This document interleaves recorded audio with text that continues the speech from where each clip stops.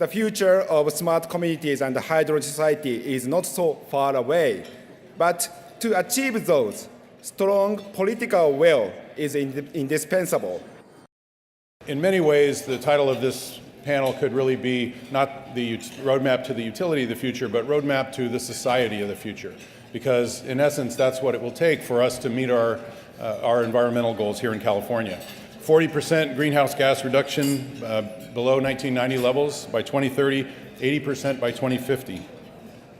And I'm sure all of you noticed the huge step that was taken on Friday when Governor Brown announced a target of 5 million zero emissions vehicles. A bold step forward, I think, in creating this vision of the future. Right now, what maintains our roadways? The tax we pay on gasoline. Well, we're going to stop paying that largely, right? How do we deal with this displacement, this structural displacement, because historic industries that have employed our people and fueled our economy, pun intended, are now going to be diminished, and we want them to be in many ways. How do we deal with that and the equity of that situation? What is it that the utilities become? They become a platform to support all these technologies. Now, I think there's enormous value there. If you think about other platform industries like Google, Amazon, Facebook, the value isn't in the individual provider that uses that. It's in the aggregate platform.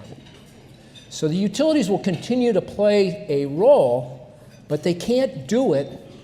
They can't continue to develop as that utility of the future until we decouple their rate structure from the vehicle that we want them to be to run this grid. And we need to put a priority on disadvantaged communities. We need to understand the physical impacts on disadvantaged communities. We need to understand the environmental justice impacts on communities, but also we need to be mindful of impacts on individual low-income customers who may or may not be in disadvantaged communities. So we have a lot of issues that we have to weigh, all underpinned by the importance of maintaining reliability.